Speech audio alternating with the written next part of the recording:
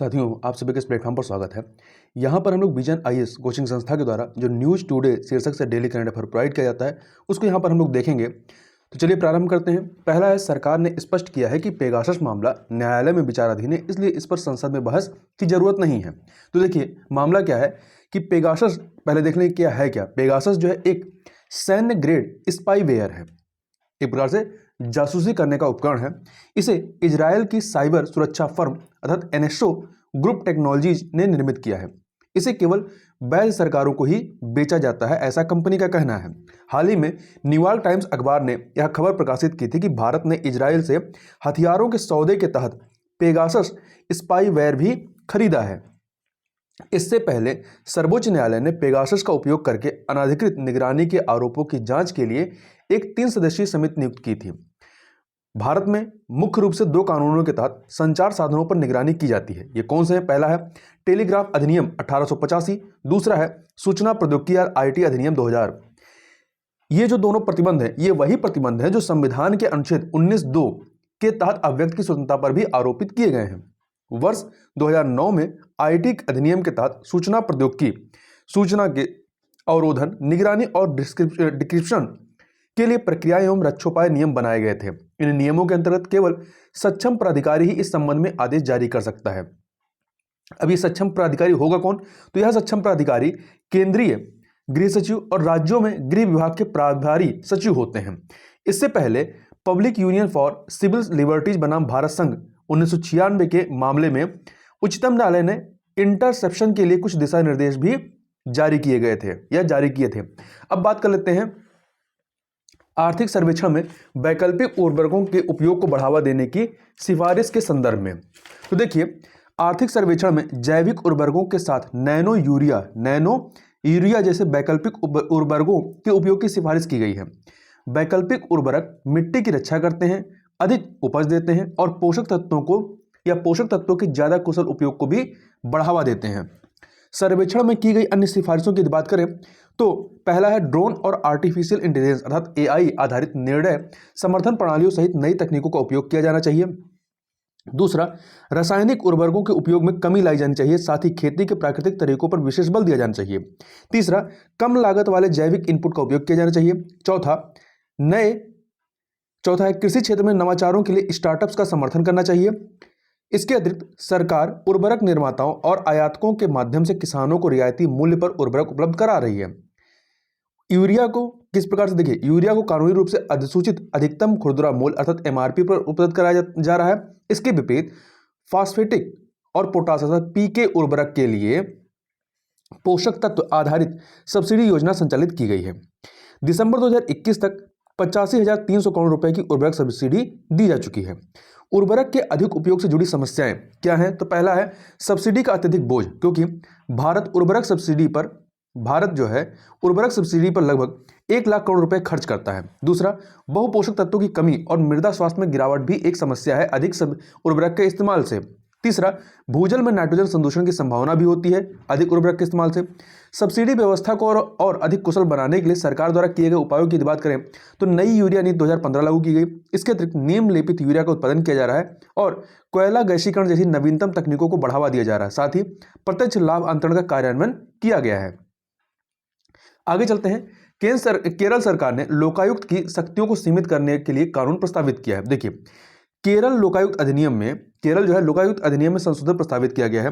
इसके बाद राज्य सरकार को लोकायुक्त के निर्णय को स्वीकार या अस्वीकार करने की शक्ति मिल जाएगी। सरकार द्वारा ऐसा सुनवाई का एक अवसर देने के बाद किया जा सकेगा। देखिए वर्तमान में लोकायुक्त के निर्देश पर दोषी लोक सेवक को पद से हटा दिया जाता है या उसको पद का त्याग करना पड़ता है।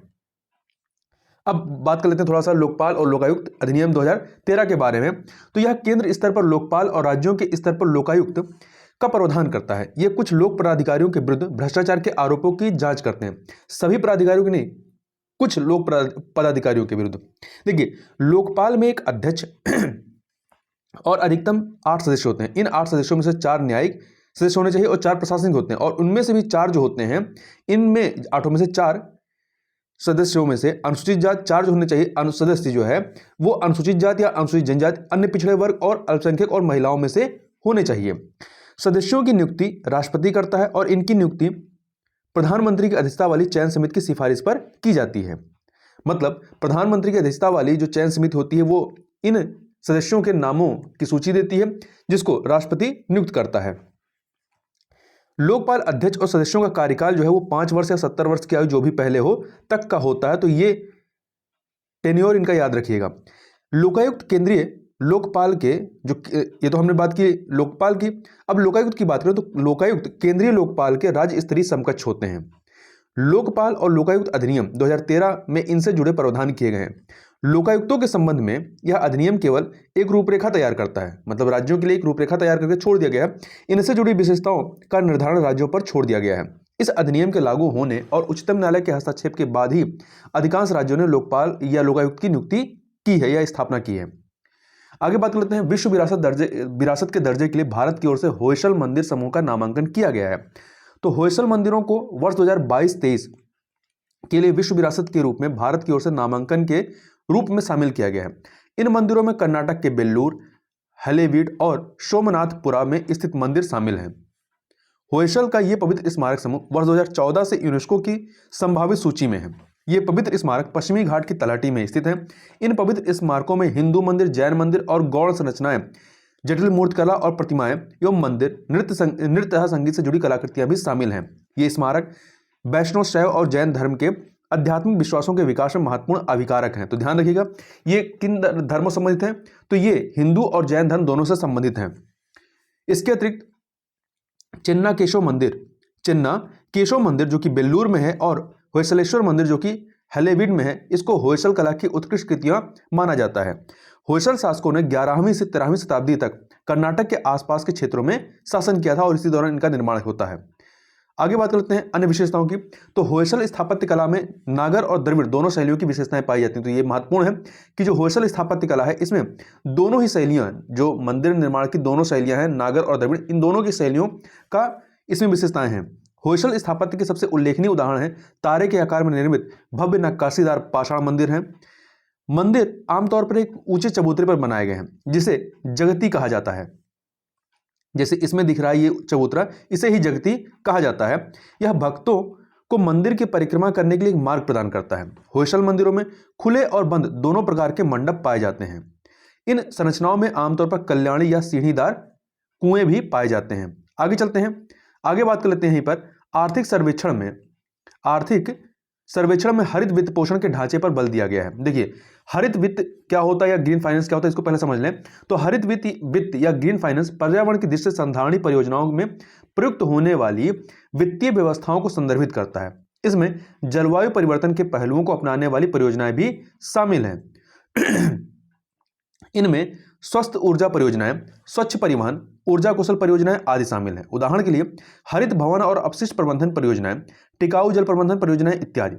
ऐसी परियोजनाओं की वित्तीय जरूरतों को पूरा करने के लिए नए वित्तीय साधन स्थापित किए जा रहे हैं। इनमें ग्रीन बॉन्ड व कार्बन बाजार के साधन जैसे कार्बन टैक्स शामिल हैं। साथ ही ग्रीन बैंक और ग्रीन फंड जैसे नए वित्तीय साधनों की भी स्थापना की जा रही है।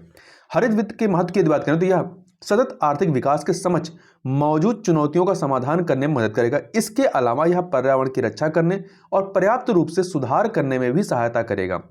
हरित वित्त पोषण से संबंधित चुनौतियों की बात करें तो उच्च उधार लागत, पर्यावरण अनुपालन के झूठे दावे, हरित ऋण की कोई निश्चित परिभाषा न होना, ये सभी इस हरित वित्त पोषण से संबंधित चुनौतियां हैं। भारत में इसके संदर्भ में आरंभ की गई पहलों की बात करें हरित वित्त पोषण की, तो सतत वित्त और जलवायु खतरों पर विनियामक पहलों के लिए आरबीआई का सतत वित्त समूह कार्यरत है। इसके अतिरिक्त सतत वित्त मंत्रालय ने सतत वित्त पर टास्क फोर्स का गठन किया है तथा भारतीय रिजर्व बैंक ने अपनी प्राथमिकता प्राप्त क्षेत्र उधार अर्थात पीएसएल योजना के तहत लघु नवीकरणीय ऊर्जा क्षेत्र को भी प्राथमिकता प्राप्त क्षेत्र में शामिल कर लिया है। आगे चलते हैं, अन्य सुर्खियों में जो चीजें रही उनकी बात कर लेते हैं। तो सबसे पहले बात करते हैं संयुक्त राष्ट्र सुरक्षा परिषद यूएनएससी की, यूनाइटेड नेशन सिक्योरिटी काउंसिल की। तो देखिए ये चर्चा में क्यों है, भारत और रूस संयुक्त राष्ट्र सुरक्षा परिषद यूएनएससी में आपसी सहयोग बढ़ाने पर सहमत हुए हैं। अब यदि इसके बारे में बात करें यूनाइटेड नेशन सिक्योरिटी काउंसिल की, तो यह संयुक्त राष्ट्र के 6 प्रमुख अंगों में से एक है। इसे प्राथमिक रूप से अंतर्राष्ट्रीय शांति और सुरक्षा बनाए रखने की जिम्मेदारी सौंपी गई है। संयुक्त राष्ट्र चार्टर के तहत सभी यूएनएससी सदस्य सदस्य देश सुरक्षा परिषद के निर्णयों का पालन करने के लिए बाध्य हैं। यहां ध्यान रखिएगा, बाध्य हैं। जो संयुक्त राष्ट्र सुरक्षा परिषद है, इसका गठन 15 सदस्यों से मिलकर हुआ है। कितने? 15, जिसमें से 5 स्थायी होते हैं और 10 अस्थायी होते हैं, 2 सालों के लिए चुने जाते हैं। देखिए यहां पे ग्राफ में देखिए, परमानेंट मेंबर्स जो हैं जिनको वीटो राइट्स है, उसमें 5 हैं। चाइना, फ्रांस, रशिया, यूके और संयुक्त राज्य अमेरिका है। नॉन परमानेंट मेंबर्स जो कि 2 साल के लिए चुने जाते हैं, ये 10 चुने जाते हैं। अफ्रीकन कॉन्टिनेंट से 3 या अफ्रीकन रीजन से 3, एशिया से 2, लैटिन अमेरिका से 2, वेस्टर्न यूरोप एंड अदर से 2, ईस्टर्न यूरोप से 1। आगे चलते हैं इसमें, 1 सेकंड। भारत ने जनवरी 2021 में संयुक्त राष्ट्र सुरक्षा परिषद के अस्थायी सदस्य के रूप में अपना 2 वर्ष का कार्यकाल शुरू किया था और वह वर्ष 2022 के अंत तक अस्थायी सदस्य रहेगा। अस्थायी सदस्य के रूप में यह भारत का 8वां कार्यकाल है। आगे बात कर लेते हैं।